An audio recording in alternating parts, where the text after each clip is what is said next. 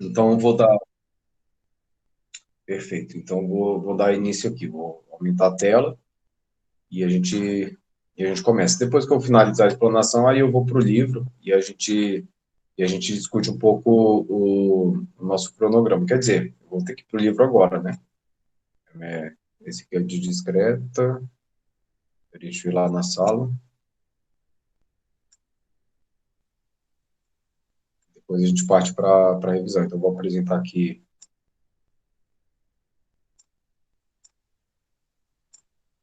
Só um momentinho, tá, pessoal? Já atualizo aqui.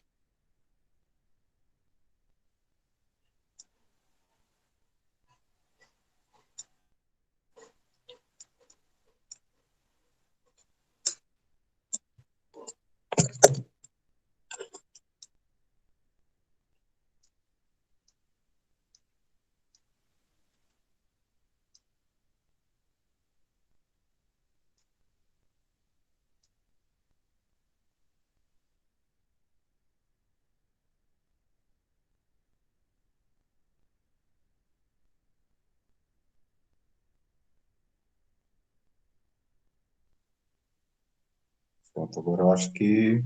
Vamos ver se vai aparecer. Apareceu. Então, basicamente, o que a gente vai usar vai ser esse livro, certo? Como base. Vou passar outros para vocês, caso vocês queiram ter aí uma variedade maior para referência, certo? É um livro que tem uma linguagem bastante sucinta, então eu considero ele um livro dos mais didáticos, tá? E, e ele não aprofunda tanto que vai tornar muito, muito, assim, ferramentas que eventualmente não são tão importantes agora, mas também não é tão superficial que a gente não consiga ter o suficiente para depois avançar. Esse livro é do Paulo Blauf, do Instituto de Informática lá da Federal do Rio Grande do Sul, certo? E o que que a gente vai cobrir aqui, então, em linguagens formais e autômatas? A gente vai trabalhar aqui os seguintes aspectos. Nossa, tem muita coisa antes disso. Alguns conceitos básicos, tá? Vou aumentar aqui um pouquinho para a gente ver. Vai ser o quê? A gente vai precisar de conjuntos. Quem fez lógica matemática comigo ali sabe, ou matemática discreta, né? A importância que conjuntos têm para matemática como um todo, mas particularmente para matemática discreta e para computação.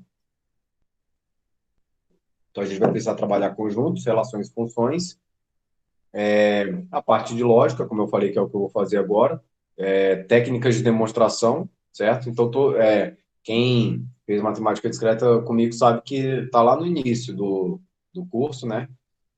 No livro que eu normalmente utilizo lá, que é do David Hunt, e que é a primeira parte é o pensamento lógico.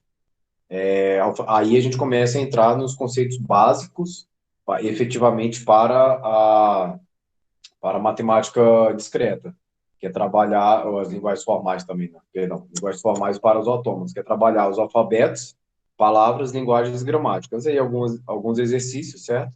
Eu espero que a gente faça isso aí nessas 2 primeiras semanas, ok? E aí a gente entra definindo linguagens, efetivamente. Então, a gente vai definir linguagens regulares, e essas linguagens elas vão ser definidas a partir de autômatos, certo? Então, o que vai ser o autômato? O autômato vai ser uma máquina que reconhece uma linguagem, ou melhor, uma máquina que reconhece ou gera todas as palavras de uma dada linguagem, certo? Então, essa máquina faz o quê? Por exemplo, se a gente fosse falar sobre a linguagem dos palíndromos, de 3 letras, por exemplo. O que é um palíndromo? Uma palavra que, quando você lê de trás para frente ou de frente para trás, ela é a mesma palavra, ela tem o mesmo som, né? A gente chama de palíndromo. Então, a gente pode estabelecer uma metodologia, um método, né, uma máquina que vai formar, reconhecer palíndromos, certo? Por exemplo, ovo. Então, como que eu posso ter uma máquina que vai formar a palavra ovo? Como eu posso ter uma máquina que vai reconhecer que a palavra ovo é um palíndromo? Então, ela vai fazer o quê? Ela vai dar para a gente se aquela palavra é válida, ou seja, pertence à linguagem, ou ela é inválida, ou seja, não pertence à linguagem. Isso basicamente é o papel de um autômato, tá? Outra forma de representar uma linguagem, além do autômato, é através de uma expressão regular. Uma expressão regular é uma forma, certo? Como se fosse uma fórmula matemática que gera as palavras, certo? De uma dada linguagem. Então, é como se fosse a receita de bolo para criar todas as palavras de uma dada linguagem, ok? Toda expressão regular tem um autômato, né, correspondente. São duas formas diferentes de representar a mesma coisa, de representar uma linguagem. E, por fim, outra forma de representar uma linguagem é através da gramática. Essa é a que a gente mais conhece. Todos nós aí estudamos, né, gramática quando a gente estava trabalhando em português lá no ensino fundamental, né, e no médio, certo? E o que que ela é? É um conjunto de regras. Então, são as regras que as palavras de uma dada linguagem devem satisfazer, certo? Então, esses três elementos são os elementos fundamentais que nós iremos trabalhar efetivamente aqui no curso, tá?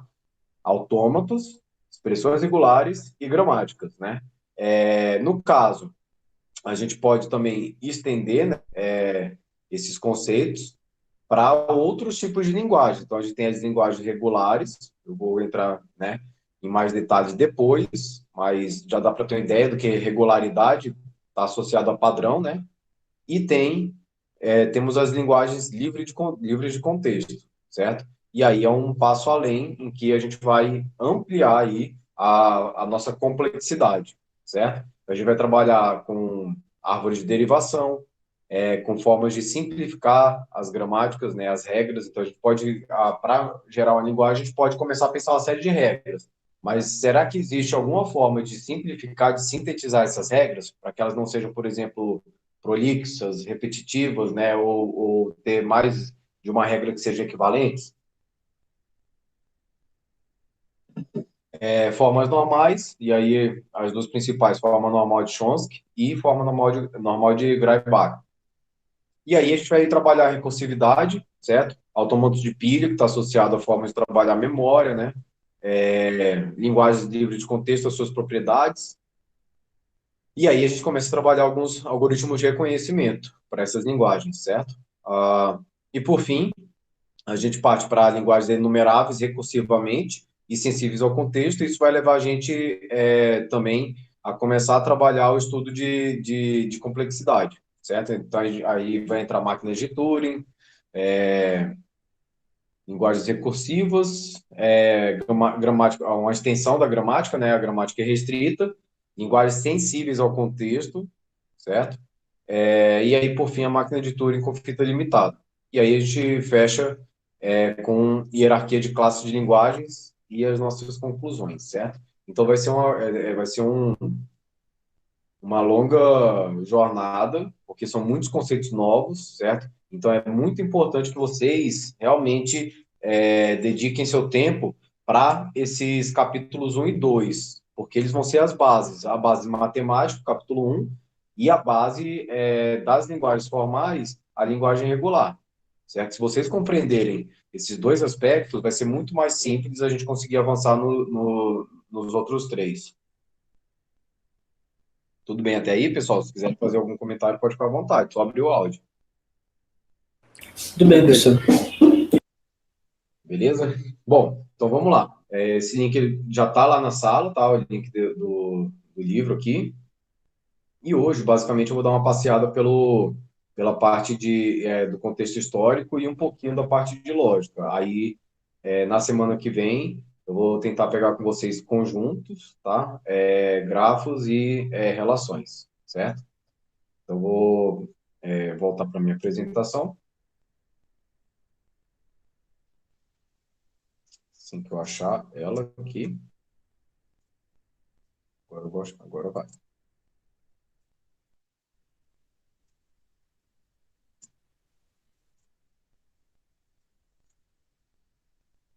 Pronto, agora foi.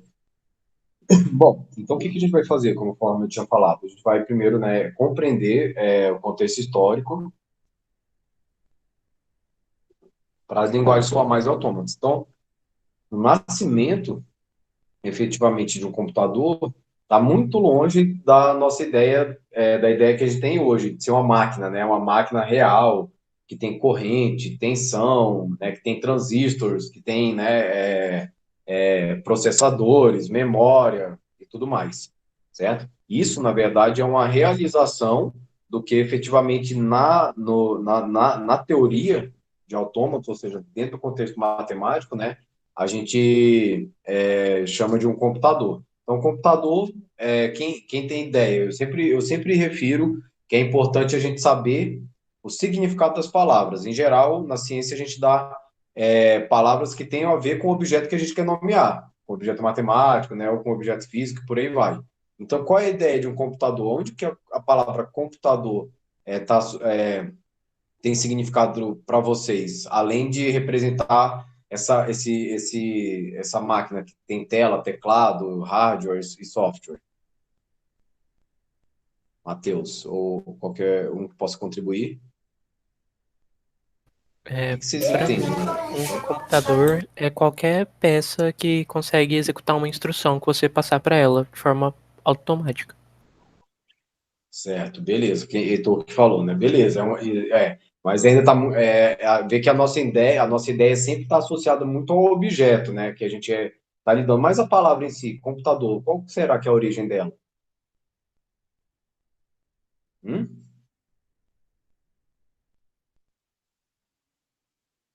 Vocês já leram o livro O Homem que Computava? Não. Não, professor. Então, não? É um livro que fala da história da álgebra, né, e da aritmética. Mas, assim, basicamente, computador é algo que que faz uma computação, que computa algo, né? Deixa eu computar quanto, né? É um cálculo, é uma calculadora, um calculador, certo? Então, a origem da palavra computar, né, é você conseguir, né, calcular algo, certo? Então, a ideia do computador é isso, certo? Ou seja, é algo que realiza uma computação, um cômputo. Então, se a gente for lá no dicionário, né, tem essas palavras e tem os verbos associados. Computar, eu computo, tu computas, e aí tem até a cacofonia que não favorece muito na linguagem do português, né? Então, não vou nem conjugar aqui, senão daqui a pouco vocês estão rindo de mim. Bom, então, vamos lá. Mas tem muito a ver com o que vocês colocaram, certo? Efetivamente, a realização não matemática, né, é o que a gente está vendo aqui, é uma máquina que faz cálculos, que faz operações, né? E essas operações, em geral, elas podem ser feitas obedecendo certas regras e também tendo alimentações, certo? De onde que vem, efetivamente, a origem do computador como a gente conhece hoje? Ele começa, na verdade, com um matemático inglês, David Hilbert, tá? Ainda no século XIX, perdão, inglês não, da Prússia Oriental, certo? Inclusive de um local que vai ter para quem fez discreta, né? Lembra do problema das pontes de Königsberg, certo? A Prússia Oriental é onde fica hoje, na verdade, a Rússia, tá? Se não me engano, em São Petersburgo, ok? A gente vai voltar a falar desse problema quando a gente fizer a revisão da teoria de grafos. Então, o Hilbert, ele fez o quê? Ele tinha um grande entendimento da matemática, certo? Como um todo, e ele juntou os grandes desafios que a matemática teria naquele momento. Então, em 1900, ele fez uma conferência e elencou 23 problemas, né, originalmente, e desses 23 problemas, ele selecionou 10 que ele apontou como os mais desafiadores para o avanço da matemática. Alguns ainda estão em aberto até hoje, certo? Depois eu vou linkar lá na nossa sala para quem tiver curiosidade ou faz uma busca rápida no Google, vocês podem ver quais são esses problemas aí que foram colocados, certo? Alguns já foram resolvidos, outros não. Se eu não me engano, até o Teorema de Fermat estava na época, mas eu vou trazer para vocês. Então, o primeiro problema dele consiste justamente em provar a hipótese do contínuo, que a gente chama de HC, certo? A hipótese do contínuo de Cantor. Então, essa questão ela é separada em duas partes. O que eu vou falar aqui, pessoal, vocês não vão entender, certo? Mas também não precisa. É para ter um primeiro contato, para que a gente possa fazer o contexto histórico, porque isso aqui é extremamente complexo. A gente precisaria compreender a teoria dos números, por aí vai. Mas é para a gente saber de onde veio essa história de computador, certo? Ela não nasceu do nada. Teve todo um contexto histórico, né, que remonta a uma necessidade desde o ábaco, né, antigamente, de realmente ter alguma coisa que consiga automatizar os processos para a gente, como o Heitor falou aí. Então, essa questão ela se divide em duas partes. A primeira, se existe um número transfinito, ou seja, um número que está além do infinito, né, entre o de um conjunto enumerável e o número do contínuo. Ou seja, o que é um conjunto enumerável? Os inteiros, eles são infinitos, né? Pode começar a contar isso. Se a gente começar a contar 1, 2, 3, 4, 5, 6, 7, 8, 9, 10 por aí vai, nunca vai acabar. A gente vai morrer, certo? E não vai finalizar. Ele é um conjunto finito, mas ele é enumerável, certo? Eu consigo, significa o quê? Que eu consigo mapear todos os elementos desse conjunto, certo? E existe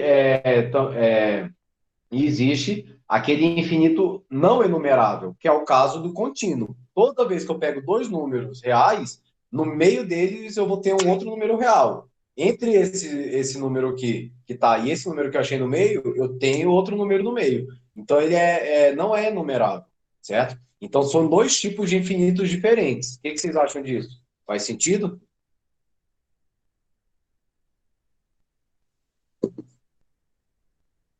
Hã? Faz sentido ou é viagem? Bom, então, a gente tem infinitos, e isso, alguns infinitos são maiores do que outros, certo? É justamente essa que é a ideia de ser enumerável ou não. Isso é muito importante que vocês compreendam, porque está associado também à forma como a gente vai trabalhar a complexidade, tá, na computação. E a outra parte da hipótese é que o conjunto numérico pode ser considerado um conjunto bem ordenado, ou seja, será que eu consigo trabalhar ordenamento? Quando a gente fala de relações, a gente vai falar de relações de ordem, e aí a gente vai entender quais são os aspectos que estão vinculados a essa questão de ordenamento, certo? Nem todo conjunto numérico ele é ordenado, certo? Então, essa segunda parte é o que a gente denomina axioma da escolha, certo? Ele está associado aí a Ernst Zermelo, certo? E basicamente o que ele coloca é para qualquer conjunto de conjuntos, disjuntos, ou seja, não tem interseção, certo? Não tem interseção, existe pelo menos um conjunto que contém um e somente um elemento em comum com cada um dos conjuntos não vazios, certo? Isso o que ele está falando? Que se eu tiver um conjunto de conjuntos disjuntos não vazios, eu devo ter um conjunto que tem ao menos um elemento em comum com todos os outros conjuntos, certo? Isso é importante, porque isso faz com que eu possa trabalhar a questão de ordenamento, certo? Tentando fazer uma imagem aqui para vocês, mas como eu falei, não precisa se preocupar. É para a gente saber de onde veio, né? Exatamente o que a gente vai chamar de computador. Então não precisa ficar aí, né, igual o Will Smith, não, certo? Já já a gente vai entrar em algo que seja mais claro, ok? Bom, então isso depois foi ainda trabalhado por Gödel. Então, quem não conhece, tem um livro chamado Gödel, Escher e Barr. Gödel, ele começou a trabalhar dentro do contexto justamente dos modelos de linguagens, das construções de linguagem, certo? Os construtos teóricos. A matemática, por exemplo, é uma linguagem, certo? É uma construção teórica. E ele demonstrou, em 1940, que o axioma da escolha, né, que é esse que eu coloquei, ele é consistente com outros axiomas da teoria de conjuntos, ok? Ou seja, isso dá para a gente um maior grau de relevância, certo? Ele não exclui, ele não é inconsistente, ou seja, ele não vai de confronto com a teoria de conjuntos. Já Cohen demonstrou mais tarde que o axioma da escolha ele é independente dos outros axiomas, certo? Em um certo sistema de teoria de conjuntos. Assim, ele não pode ser demonstrado dentro desse sistema. Então, significa o quê? Esse axioma, só para lembrar, o axioma é algo que a gente não demonstra, tá, pessoal? Certo? É algo que a gente coloca como base de um modelo teórico. Por exemplo, a, a geometria tem 5 axiomas. Um deles é que duas retas paralelas não se cruzam, um ponto não tem dimensão, por cada ponto passam infinitas retas. Esses são os axiomas da geometria euclidiana, certo? E o que ele está colocando, então, é que esse axioma da escolha, ele é independente, ou seja, realmente ele é bem fundamental, ele não pode ser obtido a partir de outros axiomas que foram colocados, certo? Já depois, o segundo problema de Hilbert, então esse é o primeiro, né, que eu falei, ele consiste em demonstrar a consistência de todos os axiomas da aritmética. Ou seja, será que se eu pegar a aritmética, que tem seus axiomas, eles são consistentes entre si? Ou seja, eles fazem com que a teoria, portanto, seja consistente? Porque se eles não forem consistentes, a teoria vai à ruína também. Significa que a teoria não é consistente. Se ela não é consistente, ela vai ter furos. E se ela vai ter furos, portanto, eu não posso confiar tanto nas suas predições, certo? Então, a prova de Cohen parece excluir uma solução definida para o primeiro problema de Hilbert. E isso vai impactar o segundo problema, certo? Ou seja, que consiste na possibilidade de demonstrar que os axiomas da aritmética são consistentes. Ou seja, no popular, no brasileiro, como a gente diz, né? Ele encontrou o seguinte, que um número finito de passos lógicos baseados neles nunca pode levar a resultados contraditórios, certo? Ou seja, se eu sair de um ponto inicial dentro da aritmética e fizer um número finito de passos lógicos, passo lógico é o quê? São aquelas operações aritméticas que eu posso fazer, as identidades, as propriedades. Isso nunca vai levar a um resultado contraditório, isso é muito bom, porque fala para a gente que tudo que a gente obtiver a partir de regras válidas dentro da aritmética vai nos levar a um resultado confiável também válido, certo? Então lembra que o pessoal manda no WhatsApp aí, né? Aquela coisa, aquelas situações em que você tem usa alguma propriedade para chegar em outra expressão, e no final acaba com dois. Aí você fala, como assim 1 é igual a 2? Não pode, a aritmética não fala isso. Se vocês verem cada uma dessas situações que eles mandam para a gente, sempre tem uma falha lógica, ou seja, tem alguma operação ou propriedade que, mesmo que sutilmente, ela não pode ter sido utilizada, certo? E é isso que leva a um resultado inconsistente, porque, pelo que o Cohen provou, sempre que a gente segue passos lógicos válidos, finitos, né? Dentro da aritmética, a gente vai chegar num resultado também válido, certo? Então, basicamente, essa parte que são os dois primeiros problemas apontados por Hilbert, certo? Já Russell e Whitehead, eles passaram para a formalização desses modelos teóricos, certo? Através de uma obra que eles chamaram de Princípio Matemática, certo? Só para lembrar lá na física, né, a obra do Newton é Princípio Matemática da física, ou seja, os princípios matemáticos da física, certo? E aqui, no caso, esses princípios matemáticos, eles estão falando sobre quais são os princípios que regem a teoria matemática, certo? Como modelo teórico de linguagem, né? Como modelo lógico, ok? Então, eles fizeram isso para tentar desenvolver as noções fundamentais da aritmética a partir de um conjunto preciso de axiomas. Eles estavam muito incomodados, né, com os axiomas originais da aritmética. Eles queriam melhorar essa formalização. Então, eles tentaram desenvolver todos os detalhes para provar que toda matemática pura pode ser obtida a partir de um pequeno número de princípios lógicos fundamentais, certo? Então, vocês lembram lá, quem fez matemática discreta ou lógica matemática comigo, eu falo, olha, tudo na matemática nasce basicamente de conjuntos, certo? Então, basicamente, a gente deve partir de algum ponto, com alguns axiomas, e começar a desenvolver toda a matemática que a gente conhece, certo? É, enfim. Bom, então a gente, continuando, né? O sistema de Russell ele não é totalmente formal e ele deixa sem resposta a segunda pergunta de Hilbert.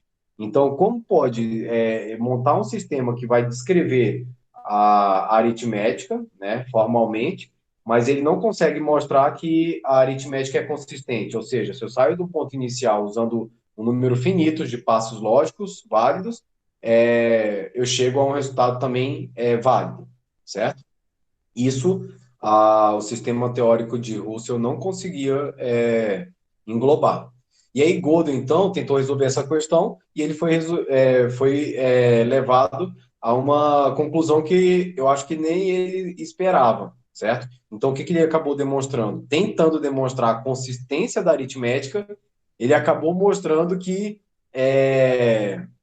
a gente pode ter, na verdade, que todo sistema lógico tem suas limitações. Então, o que ele provou é que, dentro de um sistema lógico, nós podemos formular proposições que são indecidíveis ou indemonstráveis, a partir dos axiomas do sistema, certo?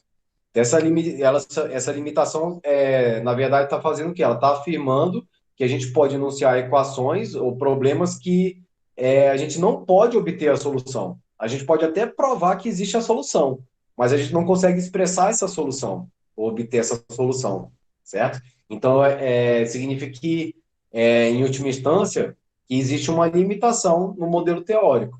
Todos os modelos teóricos, certo? Não é uma limitação em um dado modelo teórico, mas em todos os modelos teóricos. Enfim, isso é chamado teorema da incompletude de Gödel, certo?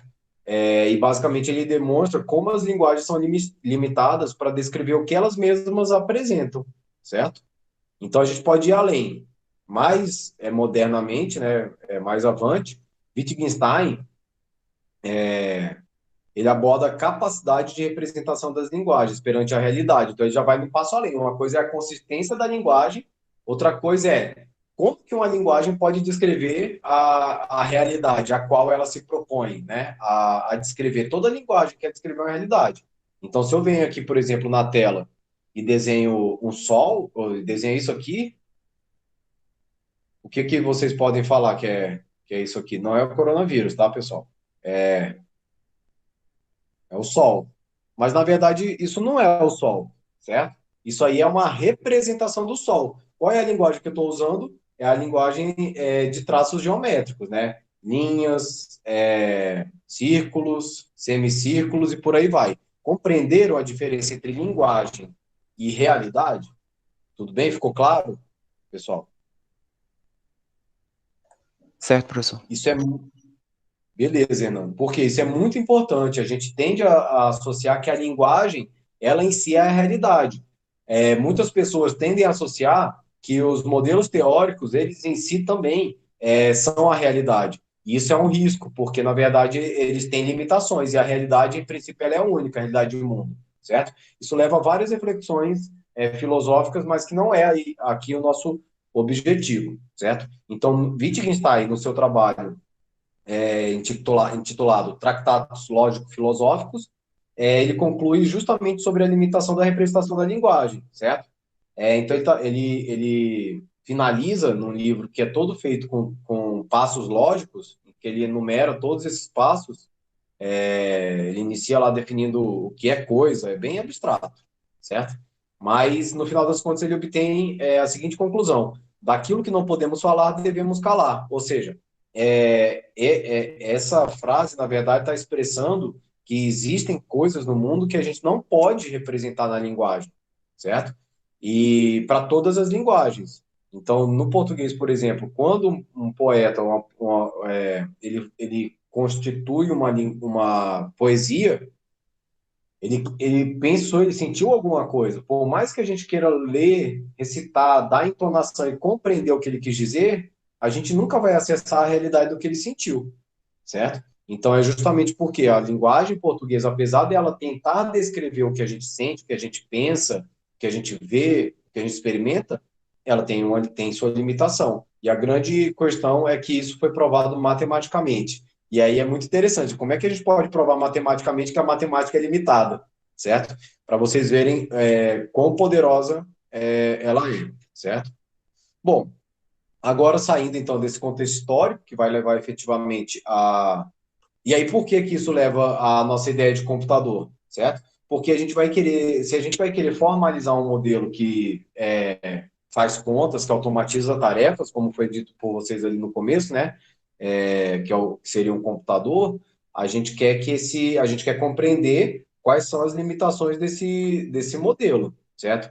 efetivamente a gente vai fazer esse modelo a partir do que a gente conhece como linguagens, gramáticas. Então, sabendo dessas limitações, a gente vai poder, então, constituir um modelo que seja mais adequado, certo? Que a gente pode burlar, né? Evitar essas limitações. Bom, então, em lógica, a gente vai efetivamente precisar trabalhar a lógica formal. Quem fez lógica matemática comigo agora, ou fez matemática discreta, sabe, né? Já passou por isso, por essa parte. Então, eu vou fazer uma revisão rápida aqui do que a gente precisa e vou remeter a um outro vídeo que eu já apresento tudo isso. Que vocês podem fazer com calma. Como eu falei, eu prefiro sempre que os encontros síncronos sejam rápidos, de 1 hora no máximo, certo? E a gente está aí com 40 minutos, então eu não vou detalhar, porque eu já tenho isso aqui gravado e eu vou disponibilizar para vocês hoje ainda lá na sala, tá? Então, basicamente, o que a gente precisa compreender é a importância de uma boa notação, certo? Uma coisa é eu falar, a segunda derivada da posição de um objeto em relação ao tempo multiplicado pela inércia do objeto é igual à soma de todas as forças que atuam no objeto. Isso não é muito claro, mas se eu começo a trabalhar a notação e eu chamo, por exemplo, inércia, símbolo M de massa, né, a resistência a mudar de estado de movimento, a soma de todas as forças que atuam no objeto, somatório, sigma, forças, faço o índice, né, um AN, certo? Para N forças atuando. E a segunda derivada é o quê? A variação da posição no tempo e a variação da variação. Aí a gente chega em algo que é um pouco mais claro quando a gente quer trabalhar dentro do contexto do modelo teórico. Então, a notação ela é muito importante, certo? Ela, por si só, ajuda a gente até a realizar certas operações, ok? A importância da gente partir de conectivos e proposições, certo? Porque a gente vai se deparar aqui com algumas situações que a gente vai precisar de algumas deduções que foram feitas lá na lógica formal, na lógica de proposições e predicados, certo? E aí a gente define conectivo e proposição. Todas as palavras que a gente tem interesse em trabalhar, a gente vai chamar de proposições, certo? Então, o bloco mais simples da nossa lógica é uma proposição simples. Uma proposição simples é aquela que não tem nenhum conectivo dentro dela. O conectivo vai ser o quê? O que conecta duas proposições, certo? Os conectivos que a gente vai trabalhar, basicamente, são os conectivos e ou se. Então,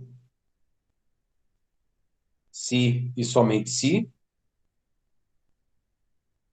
e não, a negação, certo? São esses os conectivos que a gente vai trabalhar. Então, o que a gente vai fazer? A gente constrói toda uma lógica, pegando proposições simples e conectando essas proposições. Aí a gente vai começando a entender quais são as propriedades desses conectivos, quando eles atuam sobre proposições. A gente trabalhou isso, né? E nós mostramos que dá para construir sentenças compostas a partir de sentenças simples quando eu uso esses conectivos. Então, por exemplo, a sentença simples, eu sou a lenda.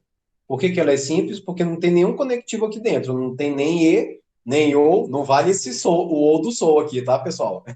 Tem que ser o ou sozinho, certo? Não tem nem e, nem ou, nem se então, nem se somente se, né? Nem a negação, certo? E eu posso pegar ele, eu sou a lenda, com um conectivo associar a outra, e assim sucessivamente para fazer uma sentença maior. Por exemplo, eu sou a lenda e vou acabar o vírus, ou vou acabar morrendo, então terei paz. Então vão aparecer os conectivos, e, ou, então, certo? Que faz com que a gente gere sentenças mais complexas, certo? A gente tem a simbologia que precisa, a representação, a notação é muito importante, né? Certo? E aí a gente passa a representar. Por que a gente vai passar para essa representação? Porque na lógica matemática não importa se você tá, o que a proposição tem de semântica, de significado. O que importa é só a gramática, certo? É a forma como ela se relaciona com outras proposições. Então, a gente começa nessa notação, a expressão que eu acabei de falar no português, então assim, P e Q, ou R, então S, certo? E aí eu me abstraio de todo o significado, de todo o sentido, que eu não preciso, eu quero saber de gramática, certo? A gente viu lá que a ação desses conectivos pode ser representada através de tabelas verdade. Vou passando aqui rápido, porque eu vou colocar o vídeo para vocês, tá? E através dessas tabelas verdades, a gente consegue inferir situações que possam estar acontecendo quando eu tenho uma sentença, né, uma proposição com um dado valor verdade. Então, eu posso começar a usar isso para inferir. Inferir o quê? Descobrir algo, deduzir algo, certo? E aí, um exemplo que eu coloco lá em detalhe se tem duas pessoas atrasadas para a aula e a aula é chata. Então, eu quero saber, quando a aula não for chata, o que a gente pode concluir a respeito de uma dada pessoa, certo? A gente faz a expressão lógica, gera a tabela verdade, faz as eliminações para os casos e obtém as nossas conclusões, certo? Basicamente, pessoal, eu vou disponibilizar lá para vocês assistirem, tá? Essa revisão, que aí cada um de vocês faz no seu tempo, com calma, ok? E a gente pode se preparar para a próxima aula, certo? Então, eu vou colocar agora, terminando o link, certo? Eu não sei se vocês concordam, mas para mim esse é um tempo razoável para a gente poder ficar aqui interagindo, certo? Não ficar cansativo para ninguém, nem para mim, nem para vocês, mas dá o suficiente para vocês pegarem alguns conceitos e depois linkarem com os outros vídeos que eu vou passando. Alguns vídeos são meus mesmos, certo? E outros eu vou pegar de outras pessoas que já fizeram, mas, né, são provavelmente até melhores que os meus. O importante é que vocês vão ter acesso a todos esses elementos, certo? Tudo bem, pessoal? Algum comentário? Os slides eu vou disponibilizar lá também na sala hoje, tá? Ok. Beleza, Matheus? Então fechou, pessoal. Eu vou, finalizando aqui, eu vou lançar esses aspectos lá tanto no AVA quanto no Classroom, certo? E aí, qualquer dúvida, vocês podem ou mandar mensagem no AVA ou no Classroom ou pelo Telegram também. Tudo bem? Tudo bem, professor.